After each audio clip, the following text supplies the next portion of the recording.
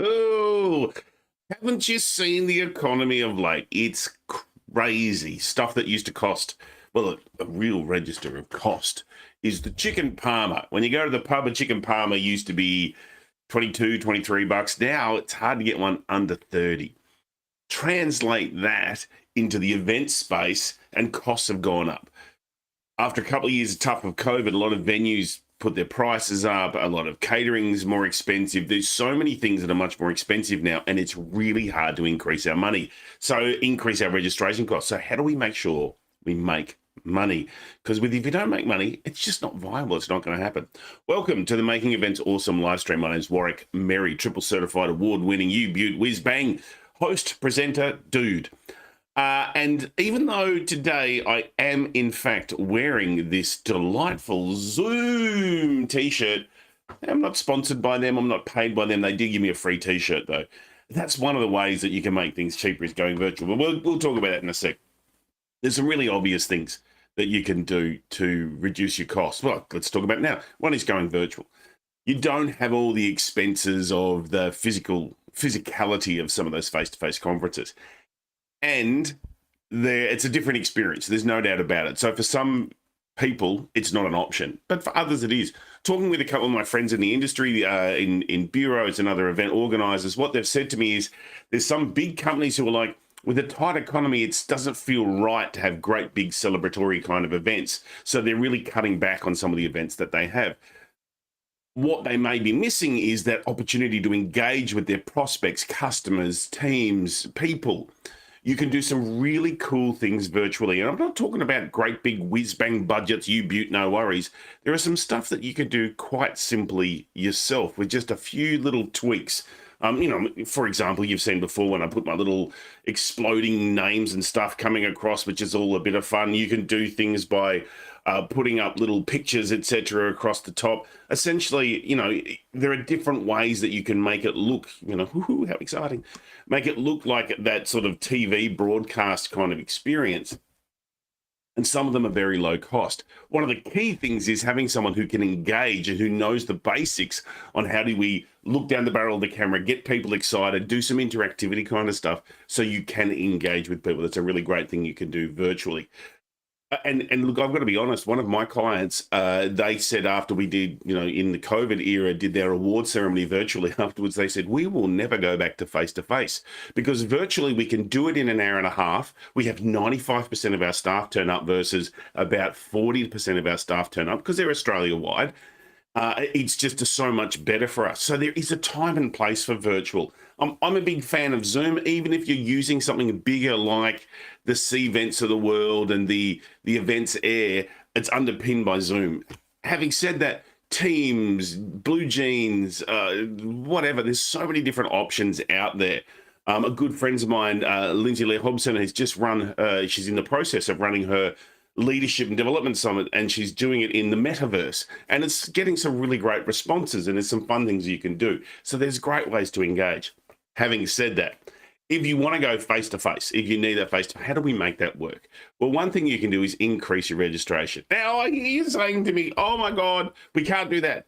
Well, you can, but just do it in a phased approach. Why not treat your loyal registrants, your loyal delegates, like the kings, queens, and princes and princesses and legends that they are, by reaching out to them and saying, hey, you've registered over the last couple of years for our event. We want you to come to this year's event. Be aware that we are putting up registration fees by X% to this amount, whatever.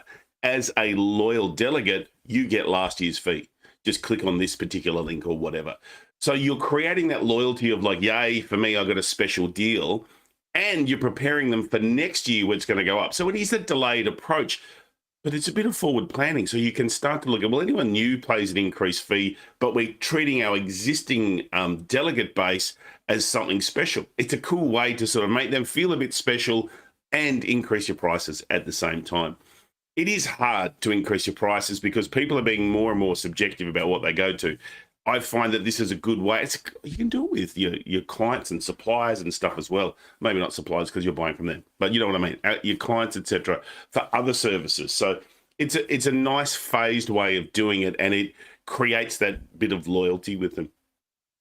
The other thing you can do is look at how do we, we decreased our costs is looking at maybe having, and this is what I find when I'm talking with different delegates, etc. They want more them time. So maybe reduce a speaker, maybe have a bit more internal speakers, maybe have occasions, get your host, you're paying your host anyway, get your host to run a fishbowl session or something where the expertise in the audience, in the delegates, is what's on show. And if you don't know what a fishbowl session is, reach out to me and I'm happy to explain what it is, where you're getting the expertise in the audience to solve the problems of the audience. You've got the host there anyway, so you're cutting back on the speaker costs, and the delegates love it because it's all about them. Our delegates now, because we're so used to that interactive nature and being part of it, we want it to be done with us and not to us. So having those delegates involved and helping create that agenda is good.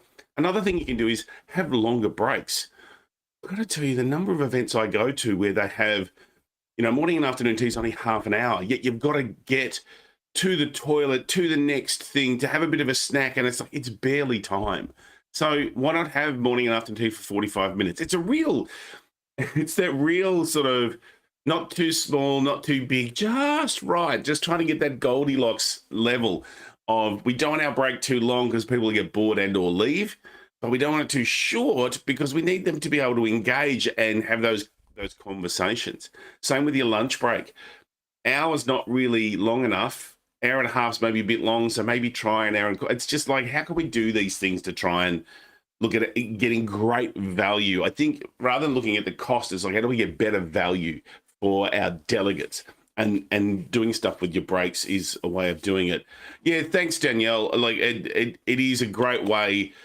Getting your delegates involved really makes a big difference. And I've got to tell you, the more you get your delegates involved, the more they are likely to sign up for next year. It's really great the way that happens. So because it becomes there, you're tapping into the IKEA effect. For those of you who don't know the IKEA effect, check it out. Wikipedia's got a good little page. But basically, is once you help create something, you value it more. And so by helping them create the event, they value the event more. They want to be part of it next time. So look at doing that in terms of a couple of different ways that you can reduce your cost. It is hard. Venues are not cheap. Catering is not cheap, and you don't want to cheap out on it. There's nothing worse. The thing that's most commented, I talk to all my organizer friends, the thing that is most commented about in any event feedback is the catering. It's bizarre. And so don't skimp on the catering.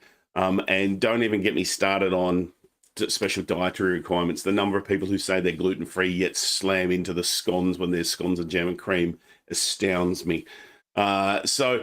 Look at, it's don't skimp on it, but you've got to watch where the money's going.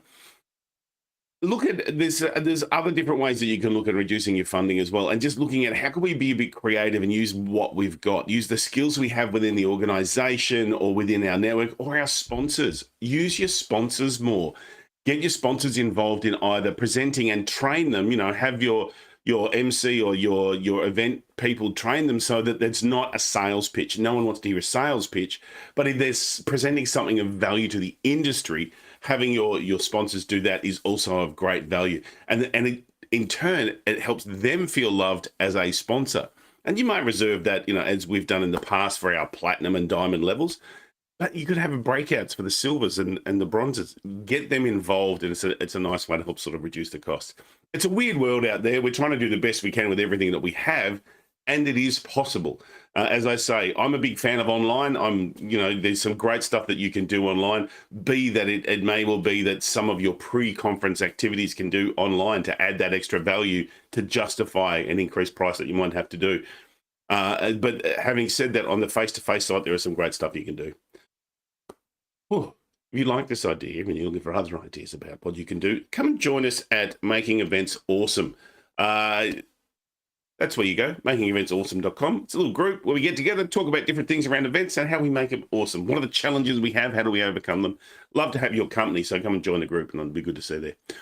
Alrighty, I will see you back here Wednesday, 9 a.m. Melbourne time. It's been an absolute pleasure, joy, and happiness to be with you. Make your next event awesome. Here's the end of live stream dance, because you need that, because it just cuts off really quick. And we don't want that. And so it's end of live stream dance time. Oh, yeah. Thanks for being here.